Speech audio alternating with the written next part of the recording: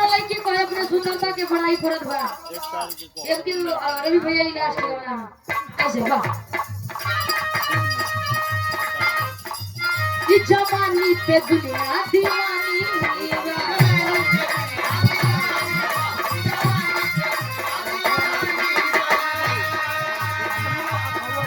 हमरे हुस्न पे छलकता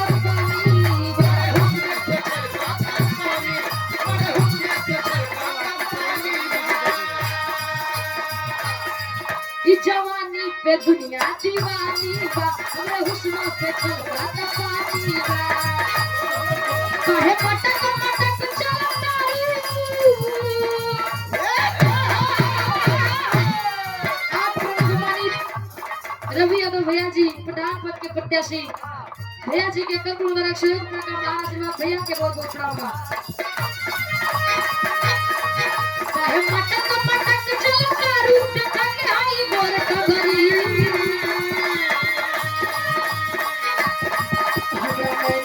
चना चरावे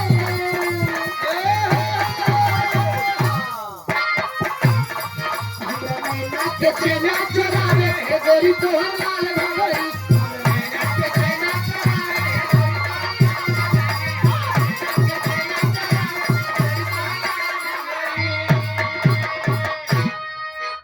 आप फ्रॉम सम्मानित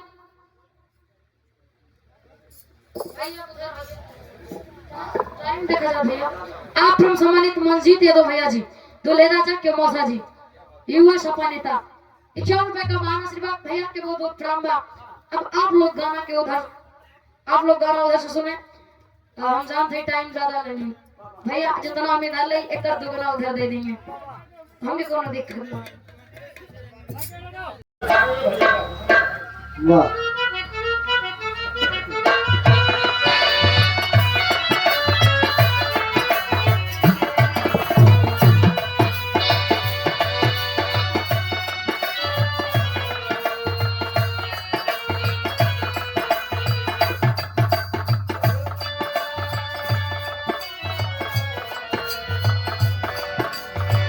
सीटी संभाले रह भैया लेकिन साउंड को कोनो जोड़ नहीं बा जहां भी मिले आप एकदम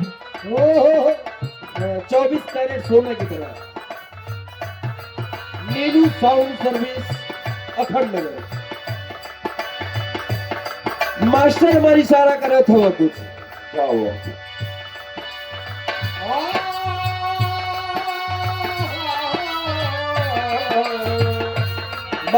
बारे बाजी थे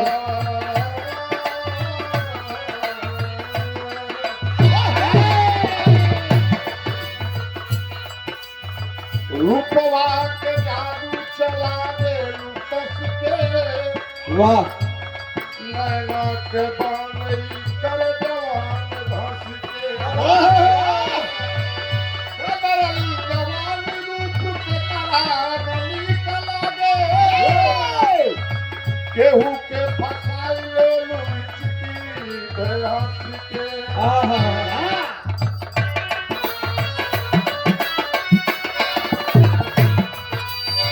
ए लिए कहना बा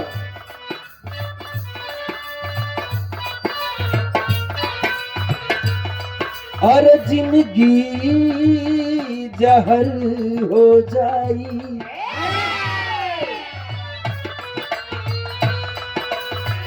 प्यार में धोखा खाया हुआ आशिक अपने मासूका से कहता है जिंदगी जहर हो जाई तरबूजे बेवफाई जिंदगी जहर हो जाई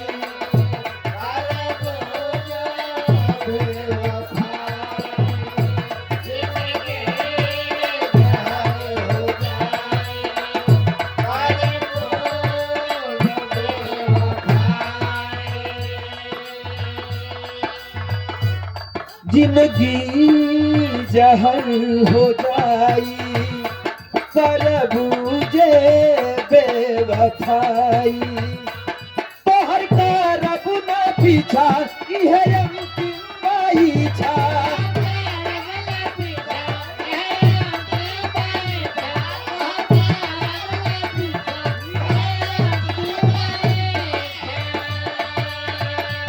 तोहर करब न पीछा इहे अंतिम बाईछा जवन पूछी तू हमके बता जा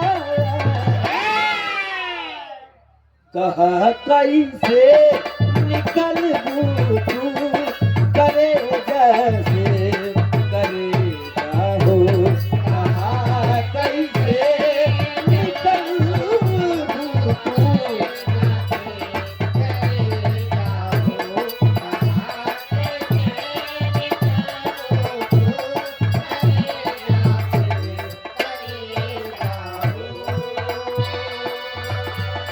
तू याद न करेलू हम भुलात नहीं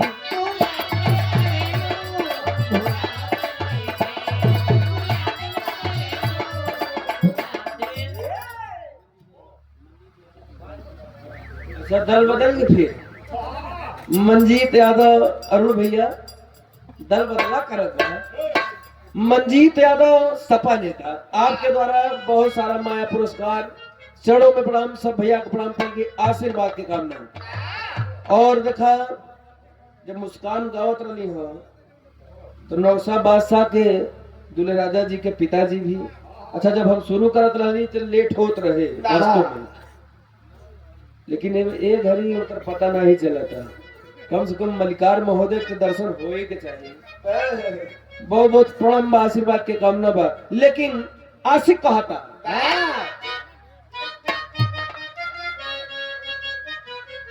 कहला हम कहा कि तू घर वही पे खत्म होता तू याद न करेलू हम भुलात नहीं थे तू याद न करेलू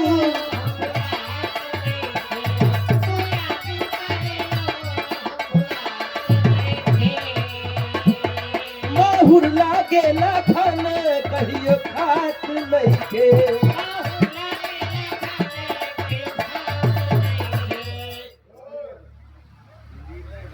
अच्छा लड़का के मौसा वाह आज के नौसा बादशाह दूल्हे राजा के मौसा जी वाह हमरे मंजीत भैया के तरफ से अच्छा जब लड़का के मौसा है तो हो सकत हमरो मौसा हो गिधौना के धरती से है हम कहा थे एक हथवा उठा देता था हम देख ले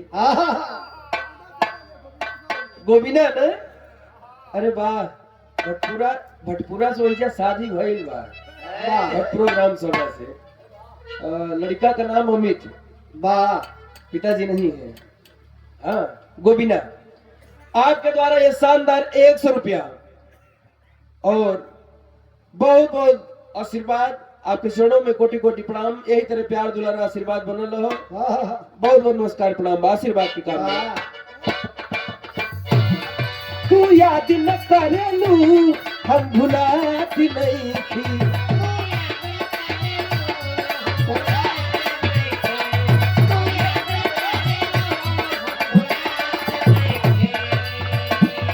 माहुर लागे लखन कहियो खात नहीं थी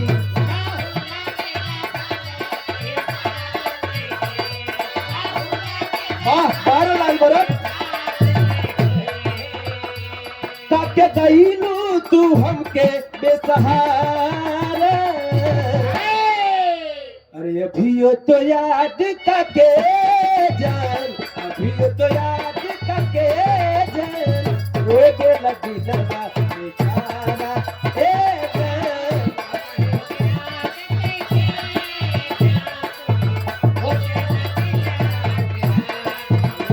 वाह वाह एकदम राजा रोए के लगी लगा बेचारा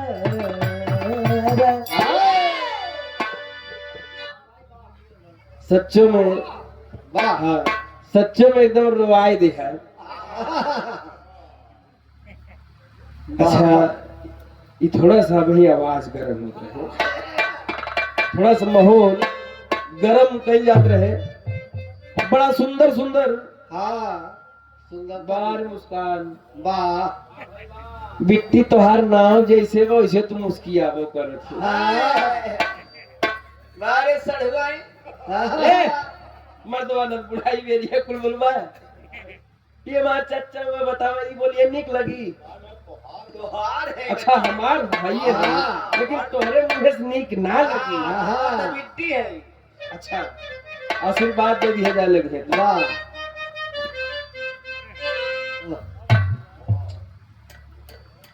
अच्छा बड़ा निमन निमन गीत। ना हाँ तुम्हार गीत हमका बहुत पसंद आए। हाँ गायकी भी बहुत सुंदर बा। जब छोटवार रहलू है हाँ जब सिखत पढ़त रहलू है तब तोहार गाना बजाना सुनले रही। लाहर म्यूजिक वाले के जब लड़का के मुंडन रहे या बर्थडे रहे कुछ रहे वाह तब से अब में बड़ा सुधार बा। वाह अब तो तोके ज्ञान भी हो गया कि कैसी कैसे रिश्ता बनावे के बा। हम कहा थी जहां रहा एकदम चमकत रहा। हाँ यही तरह दहाड़ के गावा हमारे तरफ से बहुत बहुत आशीर्वाद बा तोके। वाह लेकिन तोहार गाना ओकरा से भी सुंदर बा। हरनवा धई धई दाबता वाह बार हमार सड़ुआई। लाइन पे आ गई ना वाह ए पंचो हम कुछ ना कहा थी देखा हमरे ऊपर क्लेम ना आवे के चाहिए। हाँ आसू भाई हम ना कहा थी बाबा पता ऐसा बनाए लेकिन मुस्कान हम का कर सकी तुम्हें। हालांकि हमका बड़ी खुशी भाई हमारे को सड़ुआई ना ही रहे। बिरहा जगत में हमका कोई जीजा ना कहत रहा। अगर हमारी बिट्टी हमें जीजा कहा तो हमें खुशी न हो। पंचो आप सब बताओ बहुत अति उत्तम। वाह लेकिन एक बात ध्यान रहे जिला तो हार प्रतापगढ़ हमार जिला जौनपुर हाँ तोहरे जिला में हमार बियाह है। वो तोहार बड़ी दीदी है हाँ? वो सम्मान है हम बहुत सम्मान करी थे। वाह वो तोहार दीदी भाई प्रतापगढ़ में हूँ हम जीजा भाई जौनपुर में। हम कहा था ही पूरा जिला छोड़ दिया खाली हमारे गाँव ही आला। अगर हम जीजा है तो हमारे गाँव को लड़के तोहार जीजा ही हुई लेकिन ई जीजा जौन तोहार खड़ा है तोरे सामने इतना सीधवा जीजा वो उन्हान सारे ना है। वाह ये नाते रिश्ता बहुत सावधानी से बनाओ बिट्टी। हमें एक्सेप्ट है कोनो दिक्कत ना हो। तोहार बोल तोहार भाषा तोहार बोल जो मिठास हो बड़ा अच्छा लगल।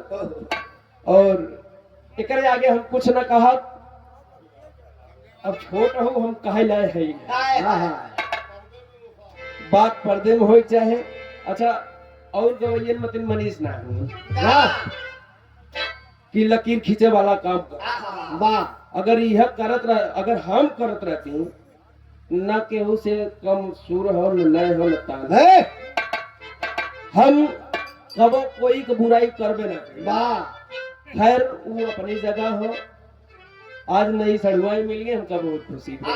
तो मास्टर तनी से तो कुछ बजाए ला कि अच्छा लग जाए। वाह बजावा कि मुस्कान के ऊपर सट जाए। अब हम देख रहे तोरे पे का है।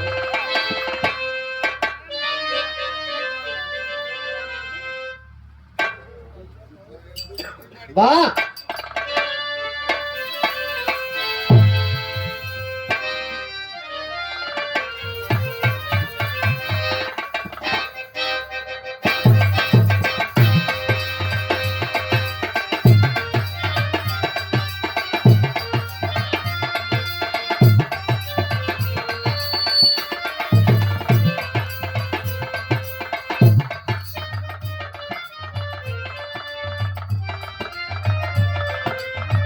अच्छा ये भैया मुस्कान का खाली आप लोग चेहरा मुस्कान चेहरा वाली कह रहा हमारी ओर कद बिट्टी जीजा कहा मानो जात वाली कह रहा। मुस्कान के लोग चेहरा देखी हम हमार गीत सुनिए। ना ना ना, गलत बात, गंदी बात नहीं। आप बैठा है पुरनिया है, बैठा आराम से, ठंडी बहुत ज्यादा बा। ए भैया, गीत के आनंद खाली देखा है, छुए के प्रयास मत करा, खाली आनंद में रहा। ये बत्ती जरा था तो एक खायल न जाई, खाली उजाला करी। हाँ, खाली इतना ही तक सीमित रहा। हमार बात सुना, कोनो आशिक अपना मासूका खातिर कहे, और चाहे कोनो जीजा अपना सड़ुआइन वाह अच्छा ओकरा आइला के खुशी में हाँ कैसे?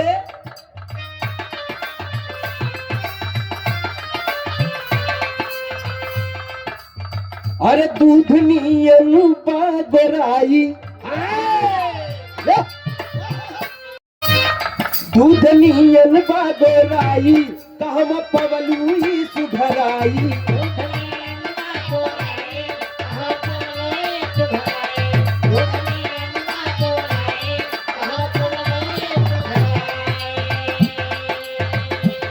दूध नियन बागराई, कहम पवलुई सुधराई। दिलवा देखिए के मोम खानी जलाता, दिखवा दिलवा देखिए के मोम खाने। अच्छा हम विचलित ही होत बाटी, काहे से खुशी ज्यादा बा यार। कि दिलवा देखिए के मोम खानी जलाता, दिलवा देखिए के मोम खानी जलाता। लागे धरती पे चाँद आज जलाता, लागे धरती पे चाँद आज जलाता।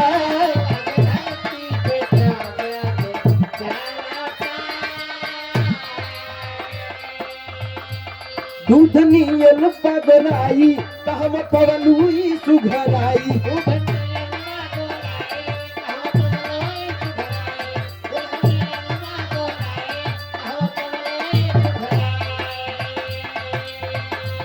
दूध नियन बागराई, कहम पवलुई सुघराई। दिलवा देखिए के मोम खानी गलाता, दिलवा देखिए के मोम खानी गलाता। लागे धरती पे चाँद आज जलाता,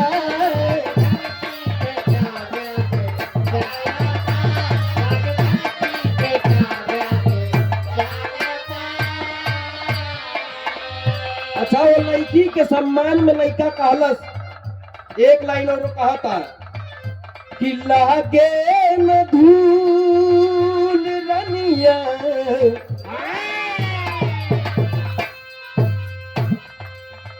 लागे न धूल तो है एही से फूल हम राह में बिछा देले बारी। हो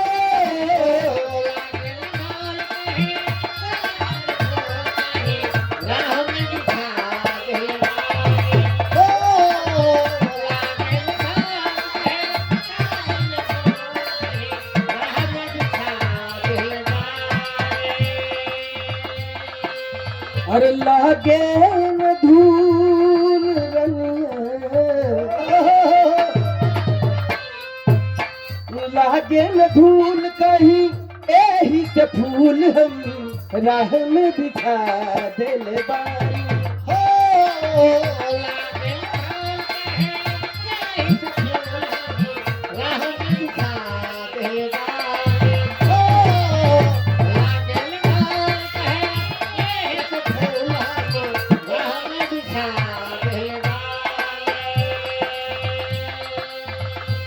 लागे सूरज मलाई मुँह पे मालाता, लागे सूरज मलाई मुँह पे मालाता। लागे धरती पे चाँद आगे जलाता, लागे धरती पे चाँद आगे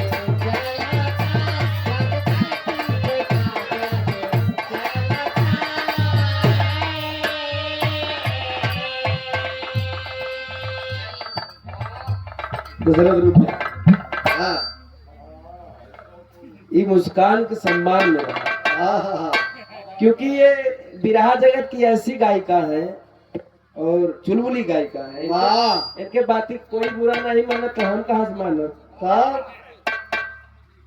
और हम चाहता नहीं कि थोड़ा सा मुस्कान बड़ी नई नई गीत सुनाई है। हाँ हाँ तो हम कुछ ऐसा गीत बजावा जो नया भी हो लोगों के अच्छा भी लगे। हाँ तनी से पैटर्न चेंज कर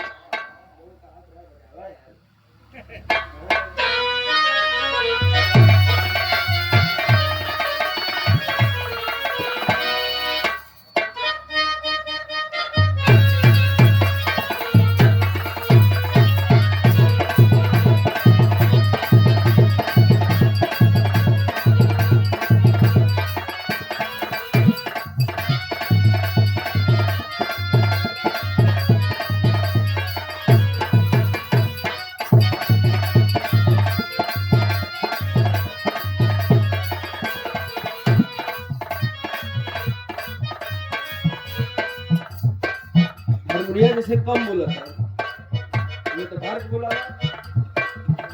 हारमोनियम बढ़ाया तो भैया कम बोला था। और बढ़ावा। बस बस अब कर दो।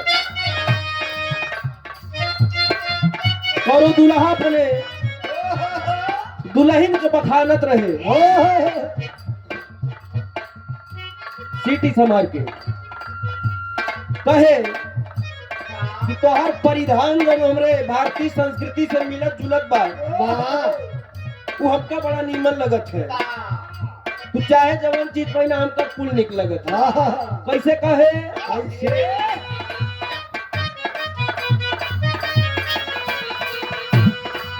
अरे कहे कि रनिये रे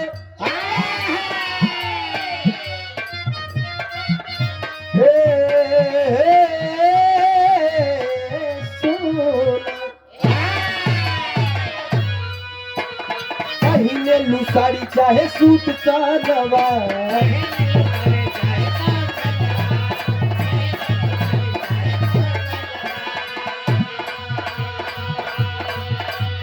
निक लागे सगरी बदन पे तोहार।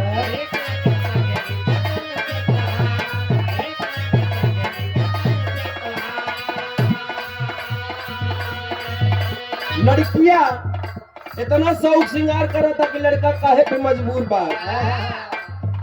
अरे पहिने लू साड़ी चाहे सूट सलवार, निक लागे सगरी बदन पे तोहार। होठी मधुशाला तोहार, होठी मधुशाला तोहार, जान भइल बा जान भइल बा। लड़किया तब कहल अरे असही न दुनिया में नाम भइल बा, असही न दुनिया में नाम भइल बा। बाबू एक मरिया पे काम भइल बा, असही न दुनिया में नाम भइल बा।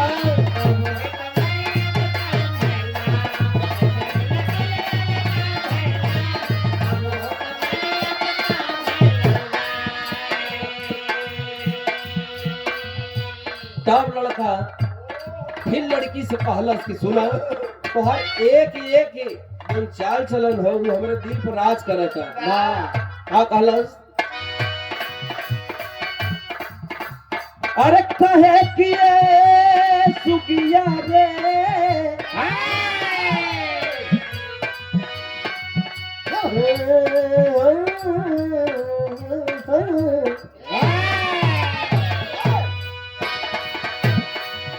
अरे पबजी खेले में सब्जी जरा वालू,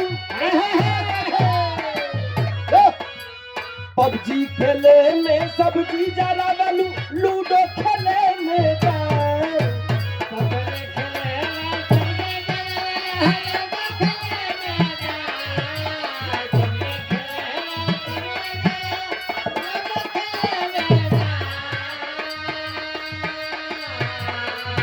अरे पबजी खेले में सब्जी जरा वालू, लूडो खेले में दाल। रोटिया जारी देलू हो, रोटिया जारी देलू हो, होठवा करे में लाल लाल, रोटिया जारी देलू हो।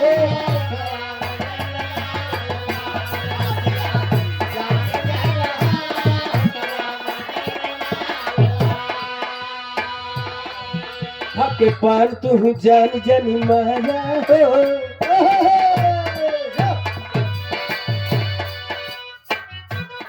अच्छा दुल्ही जब खिसियाता दुल्हा दुल्हन के बेइज्जत करता कि तोहार सहूर ऐसन बा कि खाली मोबाइल में तोहार ध्यान रहे, जब तोहरे नैहरे से फोन आई जाए वीडियो कॉल तो तू काम धंधा छोड़ के हैं नमक के जगह चीनिये डाल देवे तो मोबाइल के चक्कर में तू रोटी जार देवे लो।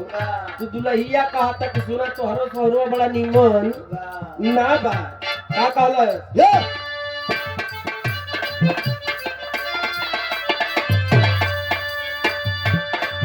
खाके पान तू जान जनी मारा हो।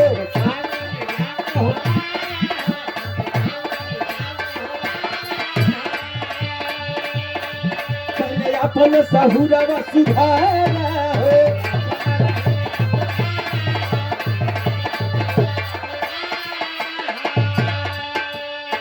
कहे कि तोहरा न बाटे तनिको लाज रह जाऊं, तोहरा न बाटे तनिको लाज रह जाऊं। छन छने बदले छन छने बदले तोहरा मिजाज रह जाऊं, धोखेबाज रह जाऊं, उड़नबाज रह जाऊं।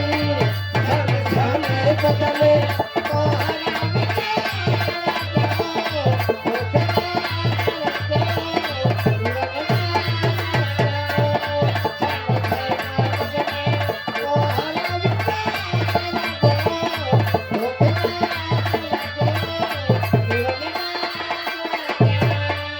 अरे बलम अरे बलम कदर न जाने रे पाली रे उमरिया के। अरे बलम कदर न जाने रे पाली रे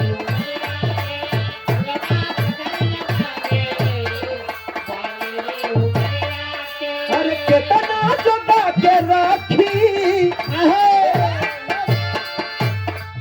अरे कितना जोड़ा के राखी आई कोमल शरीरिया के। बलमा हजी बलमा हे बलमा न जाने रे पाली रे उमरिया के। बलमा कदर न जाने रे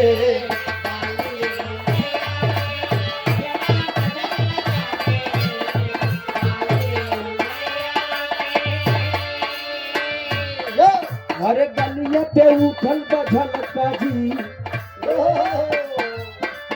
अरे गलिया पे उठल बधल काजी भाई जवन बारह काजी। गलिया पे उठल बधल काजी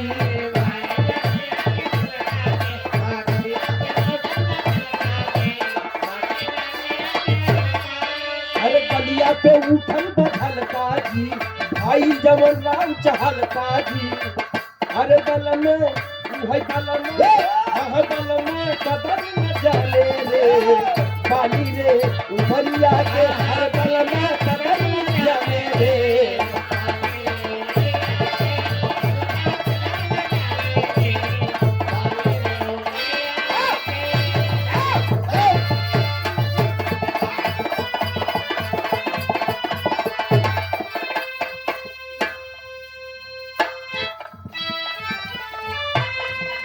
बार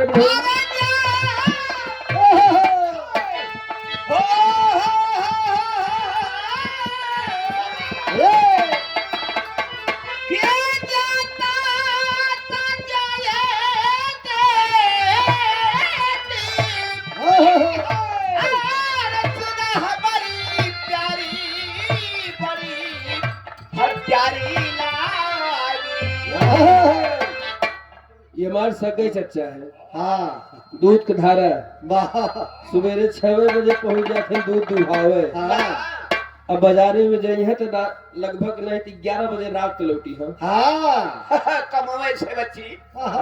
अगर साइकिल जवन हिय हाँ केहू के गेहूं के खेते में हाल गई हाँ दू दिन ओका इतना बेइज्जत करी है कि सब दिन तो के हम चलौली हाँ और आज 11 बजे रात के तू हमें चलावत है। हाँ। चल घरे तोर हाल चाल कह दे ले ही ले। वाह अब आप लोग समझ गए।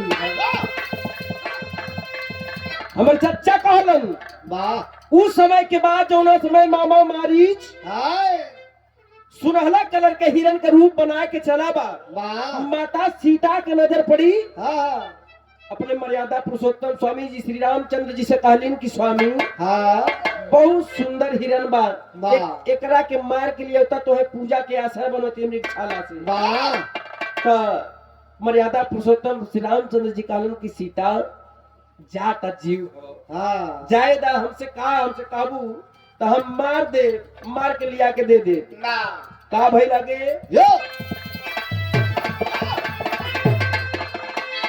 क्या जाता ना जाए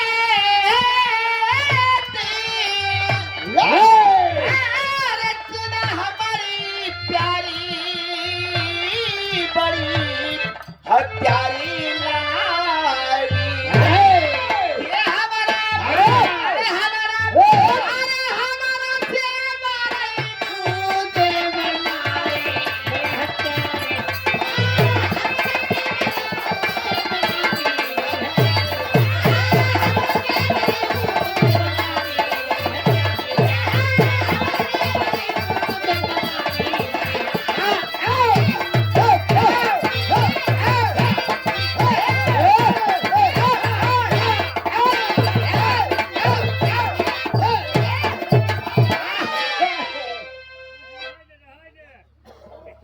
कहा था ये अगर ढोल फूटी हाँ तो फिर तुहार चमड़ा खैर न खाए फरुहा से काटी छिया जान तुआ कि तोरे इतना मेहनत कैले के बाद जे रजाई तान के सोवत बा उठे ना कहा से कि बारात का असली मजा यही सब लेत है हाँ हाँ सुते सुते अब एक दाई जगावे के इनका से एक प्रयास और हम करब तनी से मास्टर पुरनकी बजाएला लारी से फरमाइशी गीत है कि राजा हो तो है कैसे बना हालांकि बिट्टी हमार डेरा भी रहे कि जान हमकी बुरा लगे ऐसा नहीं हो गावत हो गावा दबा के कोनो दिक्कत ना हो और लोग गवावत हो तो गावा लेकिन है देखा ये चीज है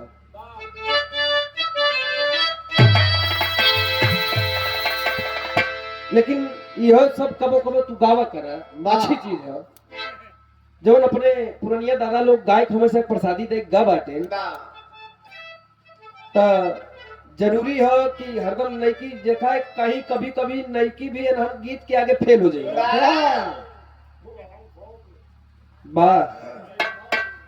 नई 9 दिन पुरान शब्द आज भी जाला नईये बा तनी सब बजा ले मास्टर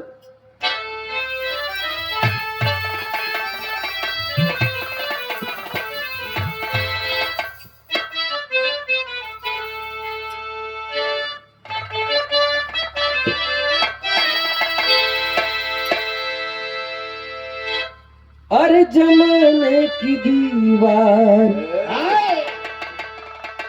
वाह बार स्वर्गीय रामदेव उस्ताद अच्छा गावे तो हमारी मतलब हो खोखले बाबूजी स्वर्गीय उस्ताद जब गावे तो ना करो दिक्कत ना हो तू अरे तू आवाज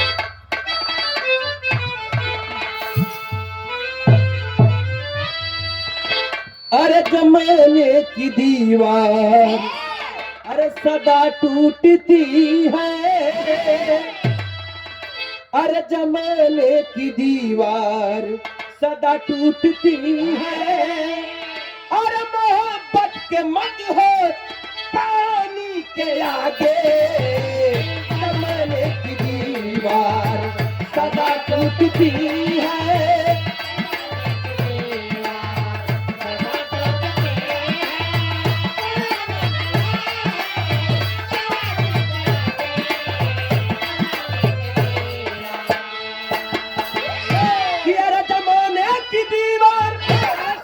टूटती है और मोहब्बत के मजहूर पानी के आगे अरे जमानी न होती अरे बस में किसी के अरे जवानी न होती बस में किसी के अरे खुदा भी झुका है, अरे जवानी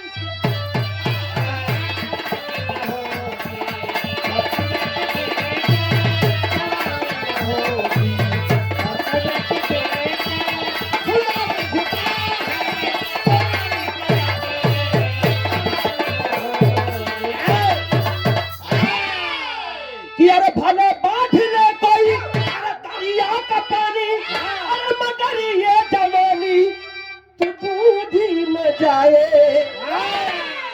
अरे मेरा दिल दीवाना, अरे सनम तेरे ऊपर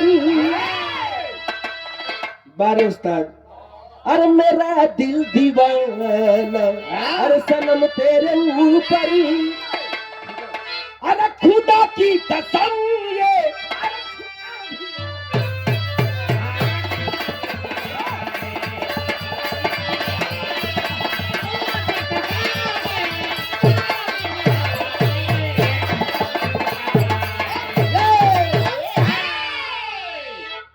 ऐसिल बड़ा बरियार वीर रस बिरहा में धुन नहीं हो सकत, एक धुन हो गिर गिर जाला रे बुनवा, लेकिन ओके बिरहा में कोई छूबे ना करे। बहुत दरुवर बोझा वो बोझा कोई ढोई होई ना नहीं पावत है। एक लाइन और उस्ताद गौलन,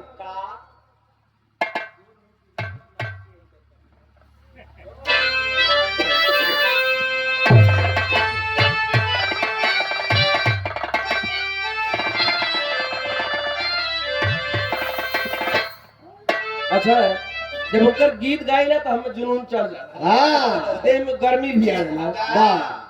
अच्छा मंच पे बाबूजी मंच पे विराजमान है, हमारे स्वर्गीय रामदेव उस्ताद बाबूजी के गुरु जी के शिष्य बड़न। हाँ अच्छा हम मुहु अगर बच्चों नरम होले तो करताल पहले चुकाई जात रहा है, हाँ लेकिन अब तो थोड़ा गली मत बा जानत हो कि संभाल ले जाएंगे। वाह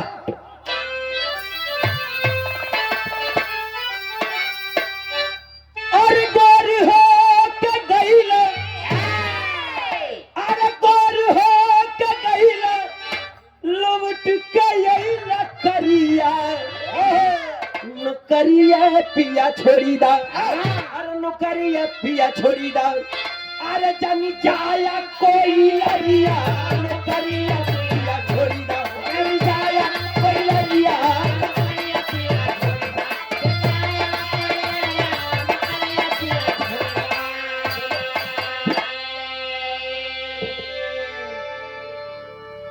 ये देखा ये उस्ताद वाली है, हाँ कोनो दुल्हनी को दुल्हा कोयला को कारखाना में काम करत रहे, जब बिया भयल तो गोर रहे, जब वो वहां से लौट के आए दुल्हनिया चीन नहीं पावत रही मुस्कान, तो जब बेचारा कोयला खान में काम करी तो कहाँ चिन्हाई। अच्छा कहा हुआ कि जो वजनदार कर्ज बा गिर गिर जाला चुई चुई जाला बुनवा, तनी से देख ला।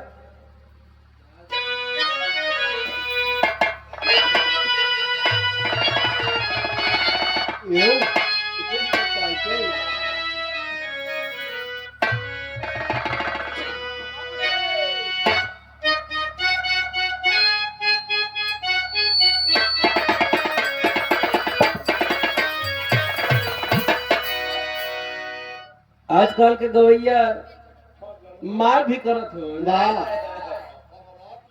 सम्राट लिखे बदे केसरी लिखे बदे कि हम उनका खोजत है वो हमका खोजत है। हम कहते भैया अपन सब जने समझदार फरके रहा, लेकिन कलाकारी से पीछे न रहा। बा मास्टर तनी हिसाब किताब में आवा जो खाम शादी देखते हुए।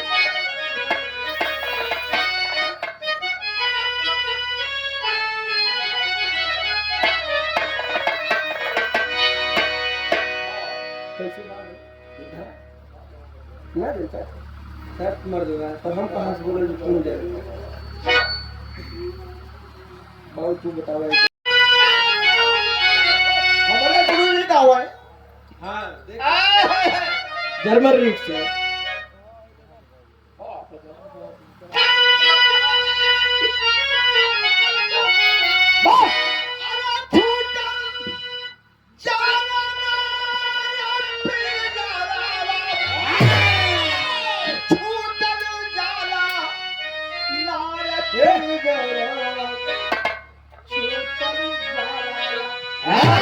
बस अब हम बोल दे धरा।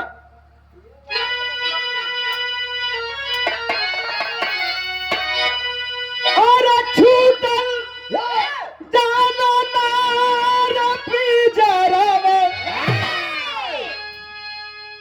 छूटल जाला नार पिजरवा, छूटल जाला ना। अरे पिया जाके पिया मोरा जाके बसला तेरा दूनवा रे दूनवा, चुई चुई जाला ना। पिया मोरा जाके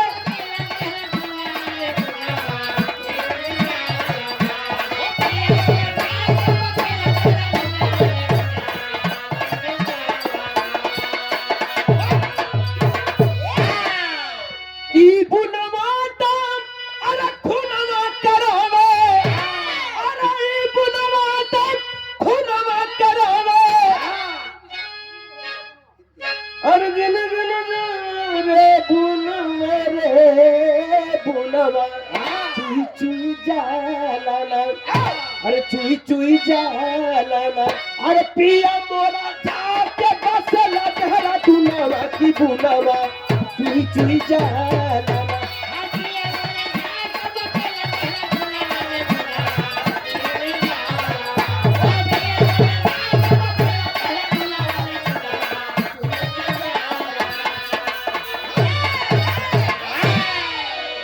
ज्यादा ढेर उड़लक जरूरत ना हो।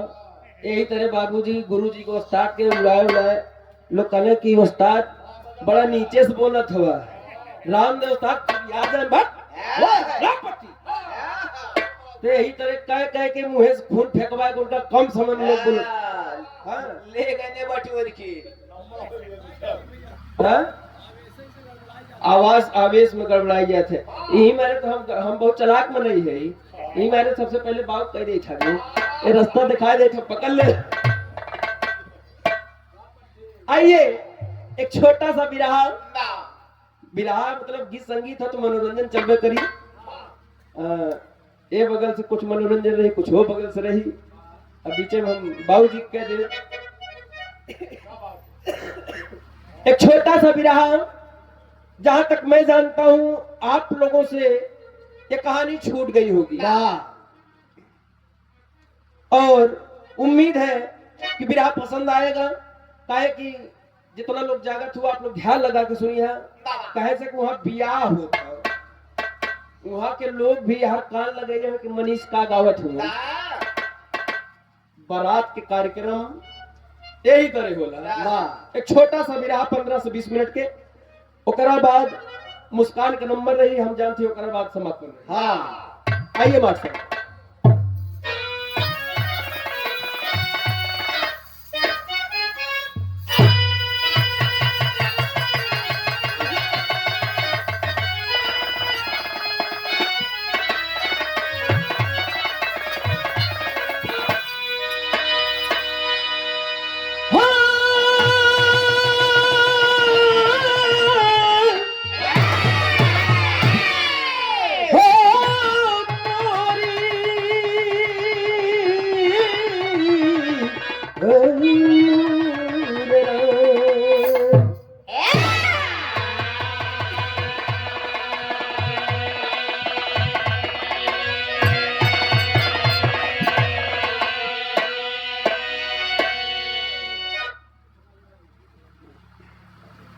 झूठ ना बोलते करने के बाद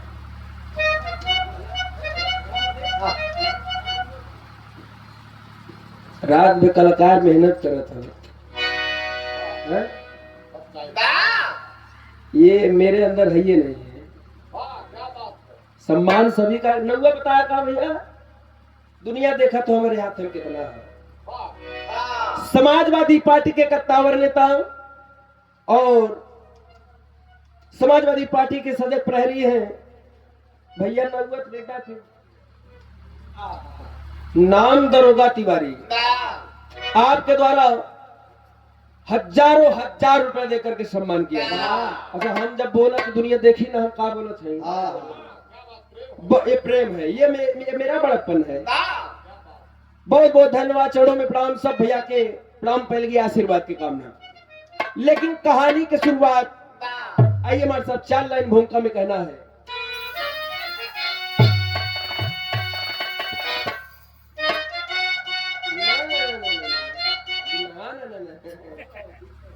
दशरथ बतावा इनकी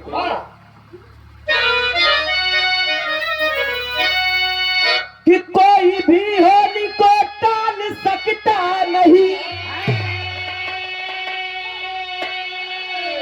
होनी हो के रही लाख करिए जतन, होनी हो के रही राख लंका हुई, और कौरव कुटुंब भी पाए पतंग। एक दिन व्यास जी पहुंचे दरबार में, राजा जनमेजय ने उनका स्वागत किया, मेरी शंका समाधान कर दीजिए। राजा ने व्यास जी से इबादत किया।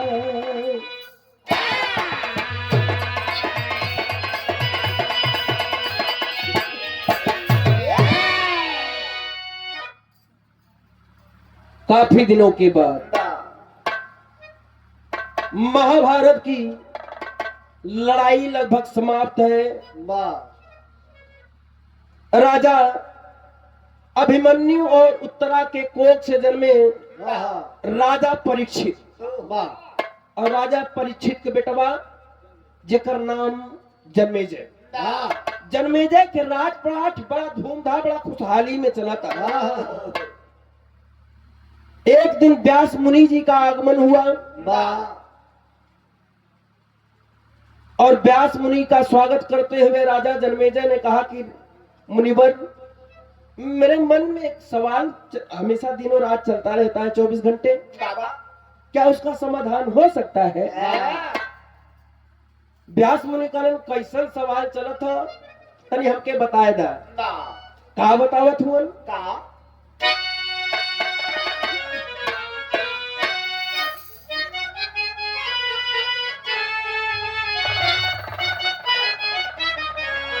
वाह वाह वाह, पैसे ना भमने तो का इनाम दे दी। 50 पैसा कहलो राजा कि कैसे पानी बिना पंछी, अरे कैसे पानी बिना पंछी मुरझाई गईले, अरे मुरझाई गईले, जब रसवा भरल बा गगरिया में, जब रसवा भरल बा।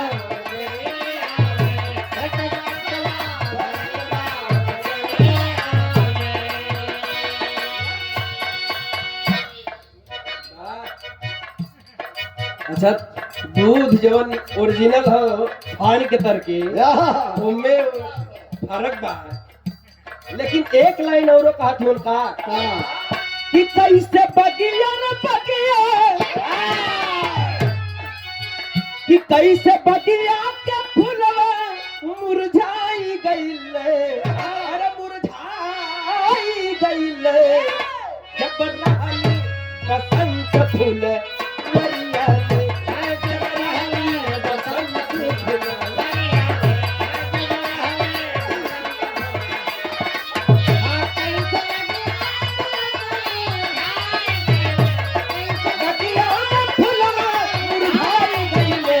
जब रहली बसंत फूल।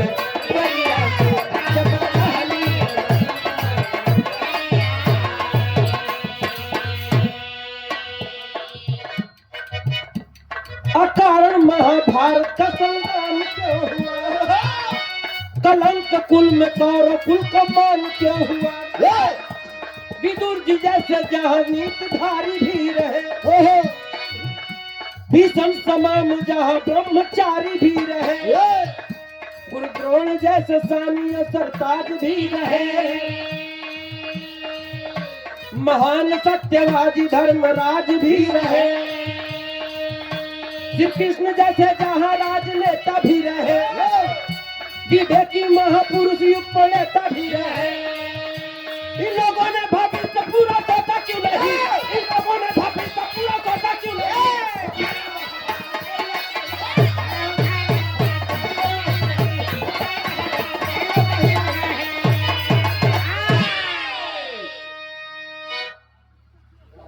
यह वीर कुर्ता बटन टूट गया था। पंचर ए भैया ओ समय राजा जन्मेजय व्यास मुनि से कहलन बिना वजह का महाभारत का युद्ध छिड़ गया, कोई रीजन नहीं था। इतने इतने विद्वान लोग उस महफिल में उस राज्य में थे, अगर वो चाहते तो ये लड़ाई ना होती। कले आखिर कहना क्या चाहते हो? कले हम रही तो इतना बड़ा नरसंहार जो महाभारत में भयल, मेरा खानदान पूरा मरा गया, कोई नहीं मारा जाता। अरे जहाँ भीषम समान नीतिधारी रहे, ब्रह्मचारी रहे, धर्मराज रहे, और तो और भगवान श्री कन्हैया जी भी रहे। अगर ये सब चाहते तो लड़ाई न हो न कोई मरत। व्यास मुनि कालन की बेवजह कोई भी सवाल मन में चलाना फालतू बात है। अरे होनी थी हो गई, उसके पीछे क्यों पड़े हो? राजा अपने राजपाट पर ध्यान दो। राजा कहे ना व्यास जी, होनी नहीं, सब पागलपन था। कल पागलपन रहे, कले हमारे मन में शंका बा, कले कैसे ना और शंका तोरे पैदा हो। बिरहा में एक लाइन तरस बा,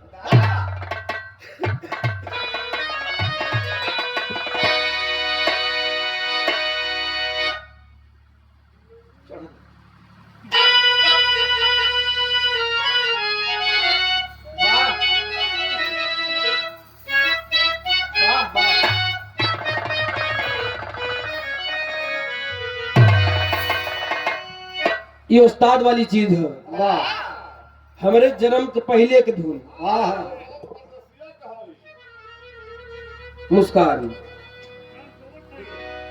मुस्कान सोईबू जो सोवत है खोवत है, बिरहा रहे जागे चाहे कुछ न कुछ मिलत रहा है।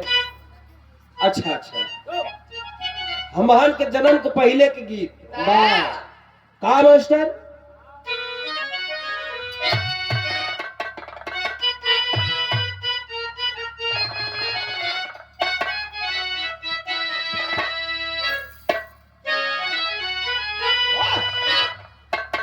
देखा कोनो भी गीत के लहजा होते और मास्टर एक लहजा कुछ अलगे बा।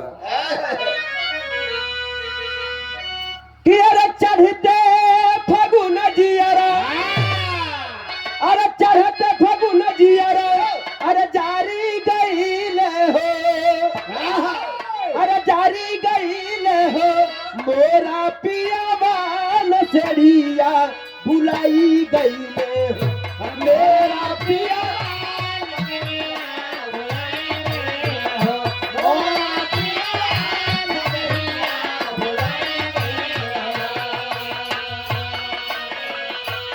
तो तरज में, लेकिन ये सिल बढ़िया भाव।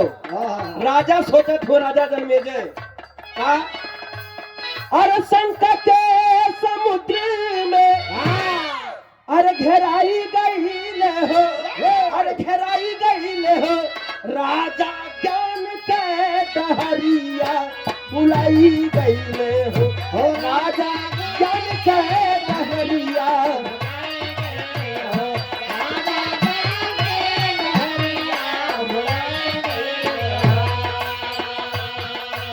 होनी हो के रही नहीं कोई रोकवैया, होनी हो के रही नहीं कोई रोकवैया, होनी हो के रही नहीं कोई रोकवैया, घटन अचानक घटे बलिहा समैया, घटन अचानक घटे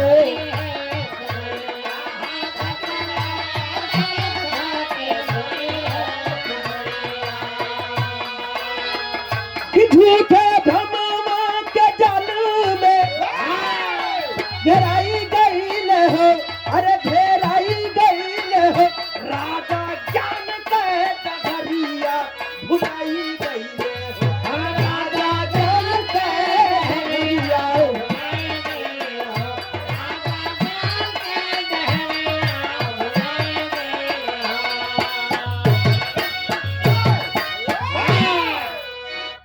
व्यास मुनि जी बोले होनी थी हो गई। अब इस पे विचार करने जैसा कोई बात रहा नहीं। वाह राजा जन में कहलन की हुआ एकदम स्वार्थी का हाँ हाँ वो हम हमारा पूरा खानदान मराएगा। वाह तू कहा था कि हो रही नहीं होएगा। हाँ मुनिवर मेरी शंका का समाधान किया जाए। कल जो तार शंका ही समाधान लाए हो ना कल अगर मैं वहां होता तो ऐसा नहीं होता। वाह कहले कि तोहर बात सुन के हमार भेजा तनी सा गरम होता व्यास में निकालन। हाँ हाँ एक बात बतावत ही वो बात पे ध्यान दिया और हम अब चल चाहत है। वाह राजा जनमेजय कहले कि जाए चाहत हुआ तो जा हाँ और नहीं तो चली 2-4 कदम पहुंचाई। वाह जाते जाते उठ के खड़े हो गए व्यास मुनि और खड़ा होके एक बात बताओ थे लेकिन एक बिरहा में एक लाइन तरज बा।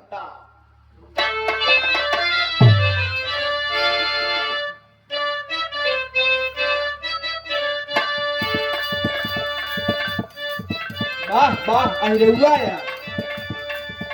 अरे घूर बाजे घाघर बाजे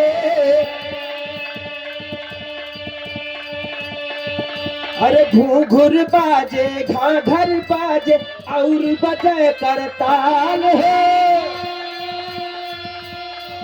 अरे नौको जोगी अरे नौको जोगी मंगल गाँव नौको जोगी मंगल गाँव बजे बिरतिया मान हो।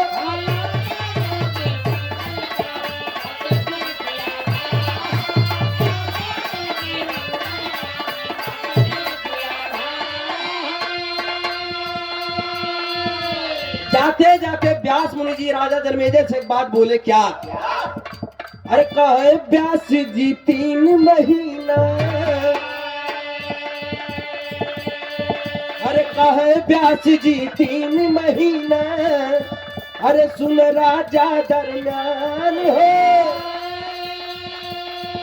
अरे मत जाना तुम महल से बाहर मत जाना तुम महल से बाहर ए राजा गुणवान हो।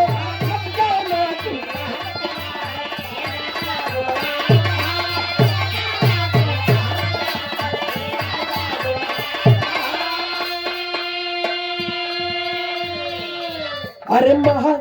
अरे अगर महल से बाहर जाना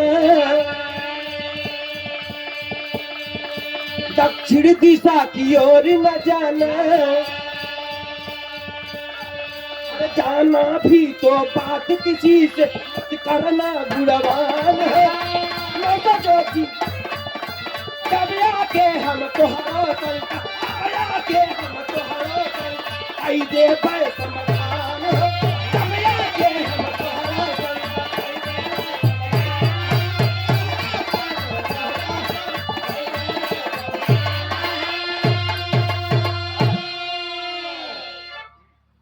कल राजा कहे जी मुनिवर कल 3 महीना वाह अपने महल से बाहर मत जाना मत जाना। हाँ अगर जाना भी तो दक्षिण दिशा की ओर मत जाना। वाह कहे ना अगर दक्षिण दिशा को ओर जाया हाँ तो किसी से बात मत करना राजा। कल बड़ा नमूना बतावत हुआ आखिर काहे वाह काहे तोरे बदे खतरा है मत जाइया हम चली। हो कल कि चला अगर तोहर विचार है जाए के तो हम रोक भी ना। वाह कहे छे कि रास्ता बड़ा दुर्गम बा वाह जाई मुनिवर जब हमारे सेवा भाव में कमी भइल होखे माफ किया तेरे में कहना बा मास्टर।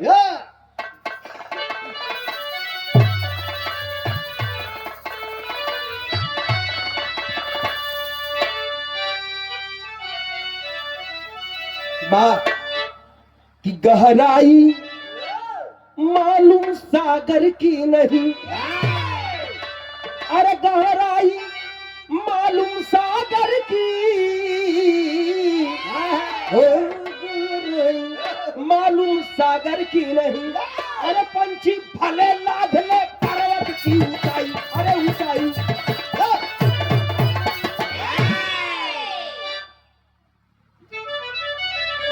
गहराई मालूम सागर की नहीं। पंछी भले लाख ले पर्वत की ऊंचाई, गहराई मालूम वो बगल उस पर था।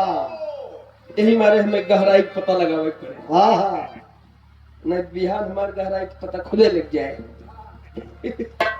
ए भैया, इतना कह करके व्यास मुनि चले गए।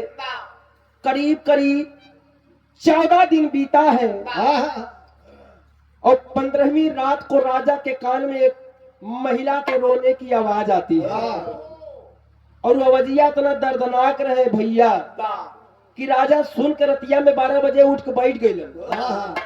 तुरंत फैसला कैलन कि हमके पता लगावे के चाहिए कि मेरे राज्य में क्या हो रहा है। लेकिन बिरहा में एक लाइन तर्जबा,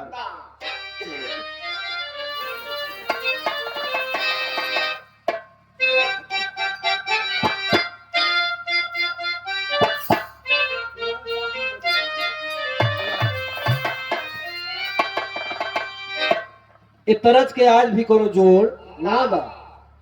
फिल्म के गीत है। अरे दिल के टुकड़े टुकड़े करी के, दिल के टुकड़े टुकड़े करी के मुस्कुरा कर चल दे।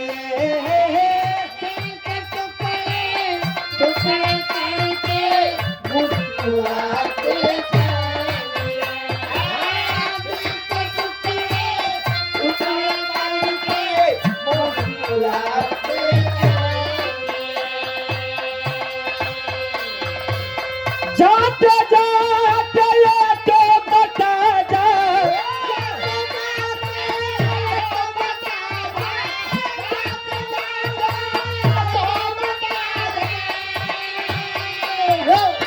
जाते जाते ये तो बता जा, हम जिएंगे किसके लिए।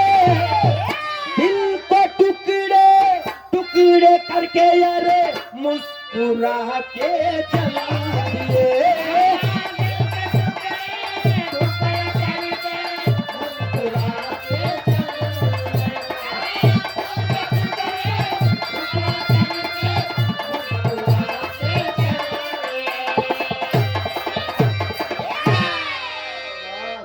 ई तरह है। लेकिन राजा जीव ना मानत है 12 बजे राती में।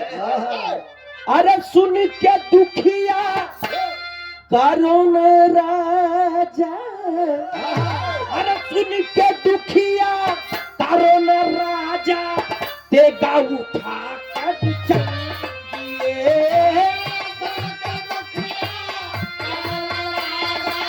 देगा उठा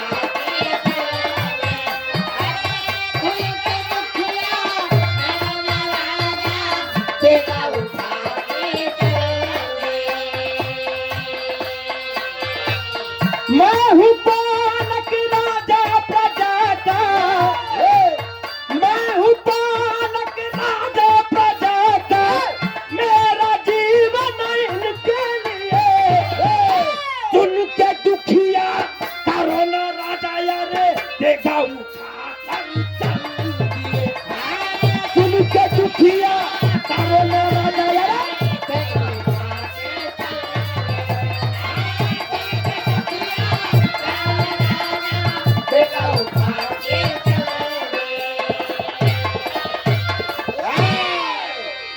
अपने महल से बाहर आए, व्यास मुनि की बात भुलाए।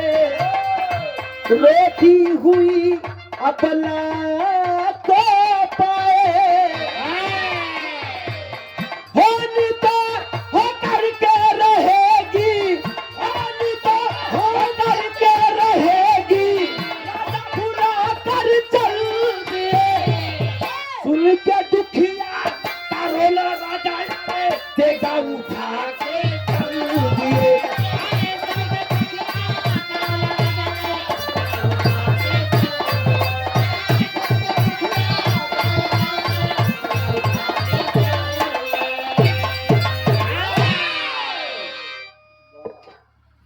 महल से बाहर जंगल की ओर एक महिला की रोने की आवाज राजा के कान में जाती है और वो आवाज सुनकर व्यास मुनि की कही हुई बात भुला करके राजा घोड़े पर सवारी लेकर तलवार लेकर के चल देते हैं।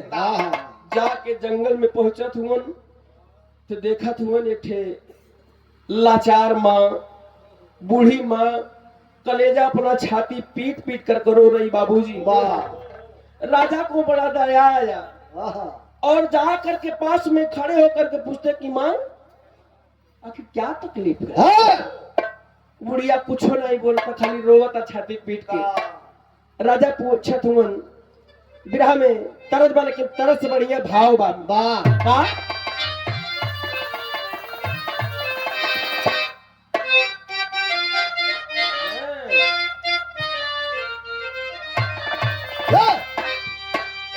अरे रोवेली माई, रोवेली माई, रोवेली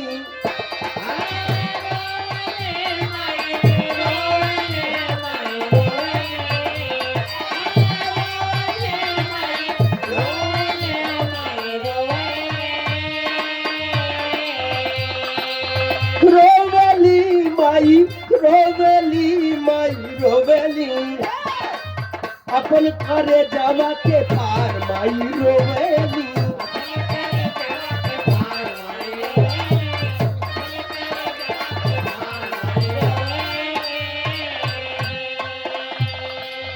कवन विपतिया माई असुआ गिरावेलू।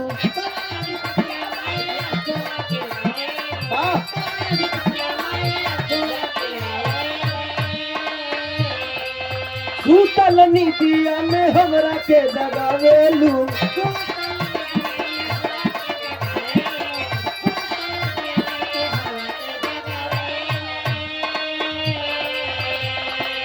रोवेली माई, रोवेली माई, रोवेली रोवेली माई, रोवेली माई, रोवेली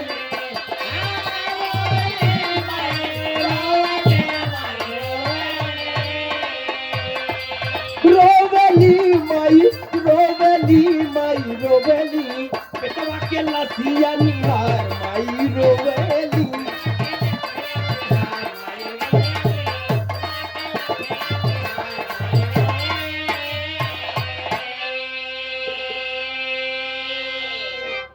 हाथ जोड़ करके राजा जनमेजय उस महिला से आग्रह करते हैं कि मां आखिर बात क्या है? रोती हुई महिला कहती कि बेटा तकलीफ इतना बड़ा है कि मुंह से आवाज तक नहीं निकल रही है। राजा जनमेजय बोले कि मां अपनी तकलीफ मुझसे बताओ, हो सके मैं उसका समाधान कर सकूं। बुढ़िया औरत कुछ बोलती नहीं बाबूजी, बस मुड़िया उठा के ऊपर इशारा करता। राजा देखा तो देख के आश्चर्यचकित हो गई। क्या चाहती हो माँ? अवाक है बूढ़ी औरत, कुछ नहीं बोल रही है। एक बोलती है। क्या बोलती है? पफर में कहना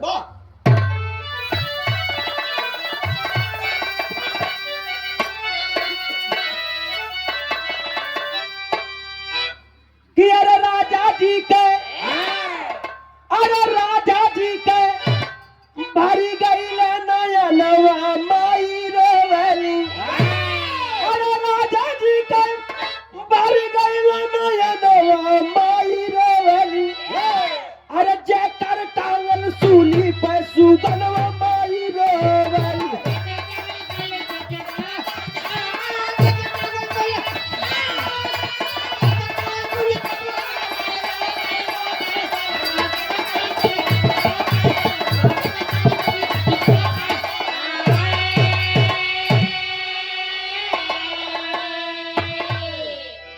वो बूढ़ी औरत इशारा करती है कि राजन ये मेरा बेटा है और मेरा एक ही बेटा था जो मेरे कंधे का सहारा था, इस बुढ़ापे का सहारा था। इसके बगैर मैं नहीं जी सकती बेटा। राजा के कलेजा धक धक करता, आंख से आंसू चले लगे। तो मैं माँ मैं ऐसा क्या करूं? मुझे भी बेटा ही समझो, मैं भी तुम्हारे बेटे जैसा हूँ। बताओ मैं तुम्हारी क्या सेवा करूं। वाह बुढ़िया मतारी कालस की बेटा अगर सेवा करल ही चाहत हवा तो हमारे बेटवा के मुंहवा एक बेरी आखिरी समय में चुमवाए दा। हम अपने बेटवा के मुंह चूम के ओकर आखिरी विदाई दे दे, ओकरे आत्मा के शांति मिल जाए। राधा कलन बस इतनी छोटी सी बात, वाह ये ख्वाहिश भी मैं पूरा कर देता हूँ माँ। का कलन? का अरे राजा बोले हमारे कंधे, अरे चढ़ी जा बुढ़िया माता हो, अरे चूम के मुंहवा बेटा के तू पूरा कर नाता हो। अरे चढ़ा के राजा चूली का समन माई रोवली, अरे चुम खड़ा हो गई ले तान के तुर चुन माई रोवली।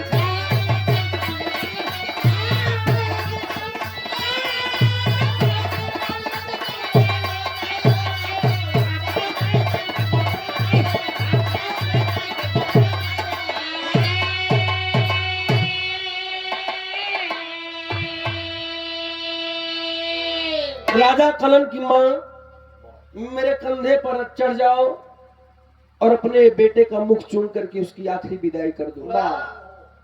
उस बुढ़िया औरत को राजा अपने कंधे पे बैठा करके बेटवा का मुंह चुमवाए बदे खड़ा भइल। जब बेटवा के बराबरी में भइल बुढ़िया तो मुहवा तो चूमता, लेकिन चुमत चुमत इतना समय हो गया, 1 घंटा बीत गल, धीरे धीरे 2 घंटा बीत गल। तब राजा के मन में शंका, अरे ई मुहवा चूमा था कि मुहवा बेटुआ का बनावा था। मुड़िया टेढ़ करके राजा ऊपर लखत हो, करे ई तो मुहवा काट काट के खाक बा।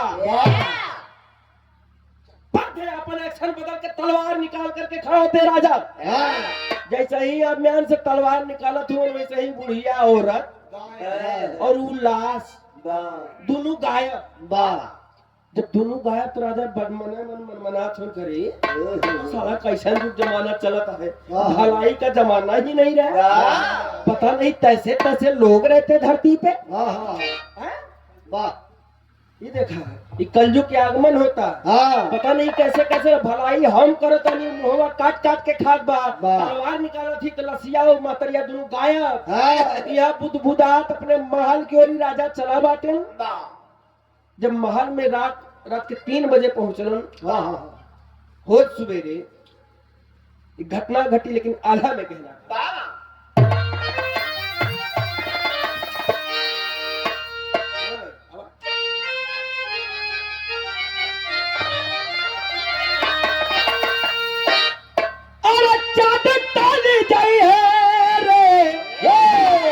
सूरजवा टाली जाइए, लेकिन हो न हरियाणा सकाला कोई ताल।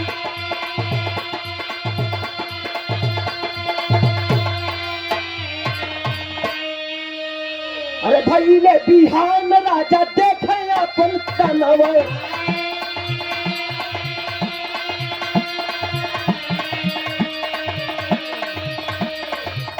रोग बाटे कोर देखा हो बेकार।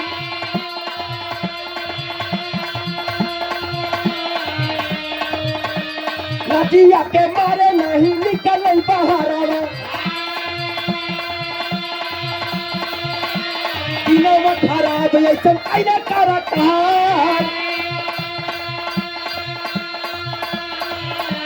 3 माह बाद तब व्यास मुनि आई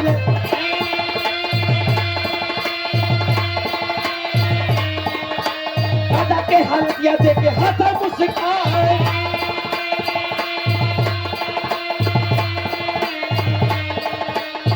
अरे मनला न राजा वही दिन वाली बतिया, अरे दक्षिण दिशा में गईला मनवा लगाए बोला।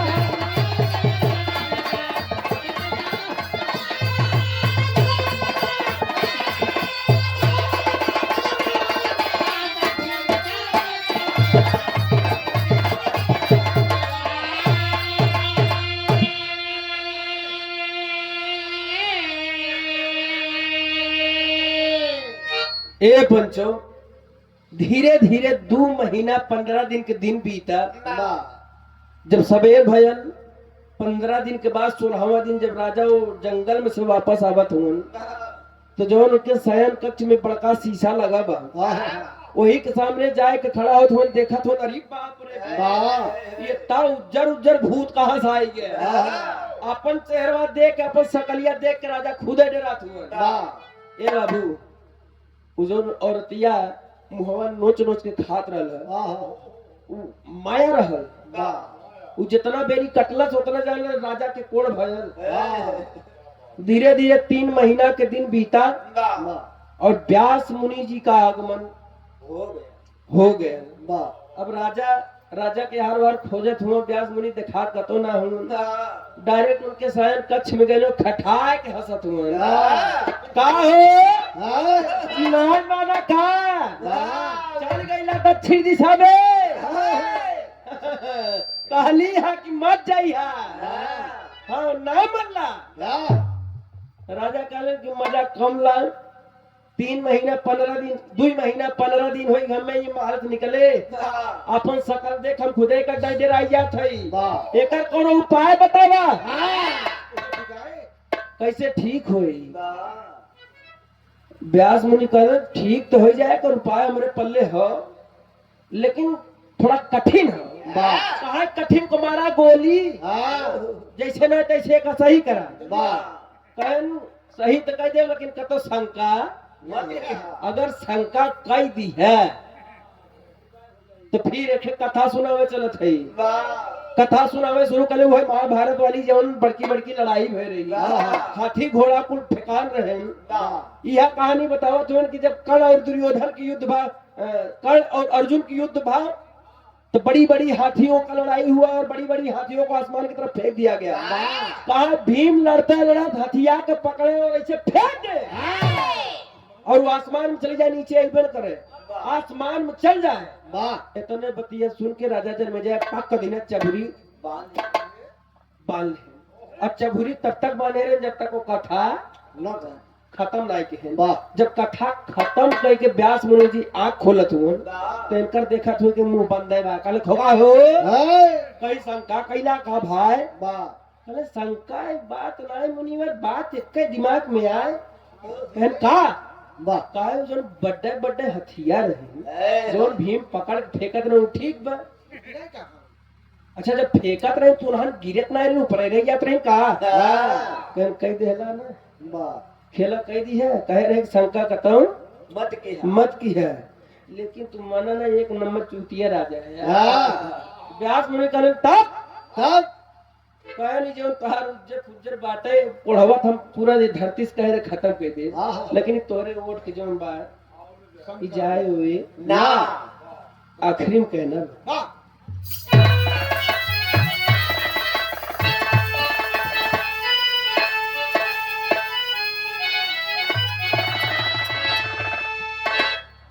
कथा सुन के स्वस्थ भइल राजा रोगिया, लेकिन होठ के मिटाइल न सफेद दगिया।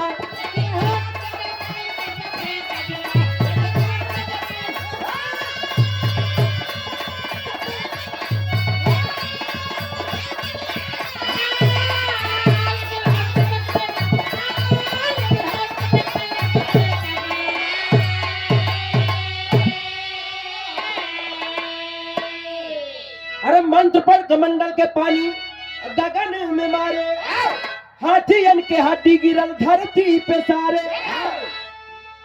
अचरज में देख राजा पैरगिया, लेकिन उठ के मिटाई न सफेद दगिया। वह कमंडल के 4 बूंदे ही गदोरी पे लेके व्यास मुनि जी आकाश को फेंकलन। तो जितना भीम के द्वारा और बलवानों के द्वारा जो भी फेंका गया था आकाश में, हाथी के ठटरी, घोड़ा के ठटरी है, बड़ा बड़ा महापुरुषों के ठटरी, जब खड़खड़ खड़खड़ कुरुक्षेत्र के मैदान में गिरे लगा, तब राजा कल करे सच्चो मुकुल ऊपर रुका रहा है, बहुत शंका करता है का, लेकिन तुहार वोट के सफेदी ना जाए, यही लगे, यही मारे कहली है कि जवन होनी है तन हो के रही देखाई होए के रहा कि तोरे वोट सफेदी ना जाए, उठना जाए। और ये दरोगा मुसीरपुर की धरती से आपके द्वारा 100 रुपए चरणों में प्रणाम, सब भैया को प्रणाम कर लिया, आशीर्वाद का आखिरी में कहना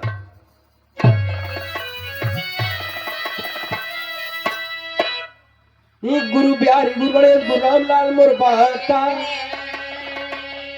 स्वर्ग बसे चंद्रिका कवि बच्चन के विजय पताका, कि गहराई मालूम सागर की नहीं, गहराई मालूम सागर की नहीं, रामदेव चंद्र है, रामदेव चंद्र हाथ के साथे कुंवर कन्हाई, गहराई मालूम सागर की नहीं।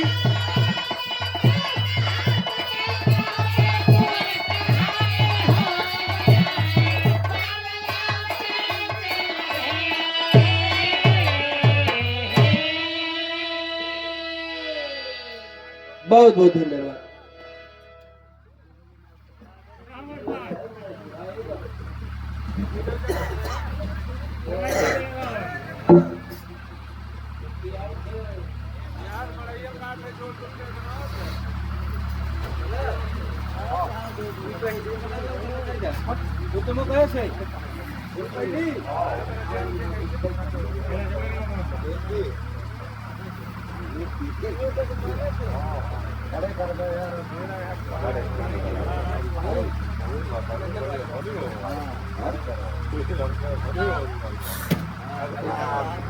मंगल ग्रह थोड़े यार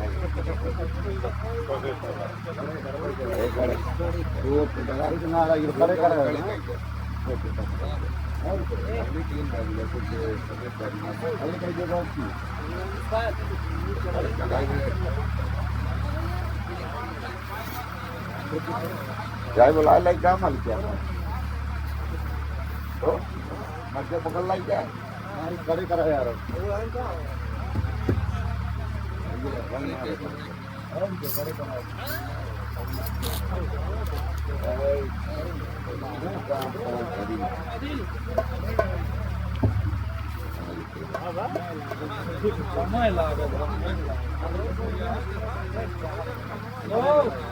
यार कहाँ फालतू दे राजू बंद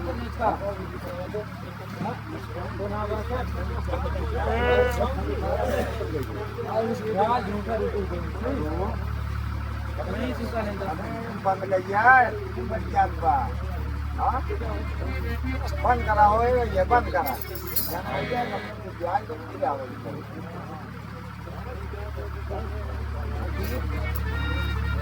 हाँ 10 मिनट रहते वहाँ से ऑर्डर ले लिए 10 मिनट जैसे अब आप लगे आई हुआ सामान में 10 मिनट केवल है 10 मिनट ला छोटा सा काम टुकड़ा फुकड़ा मार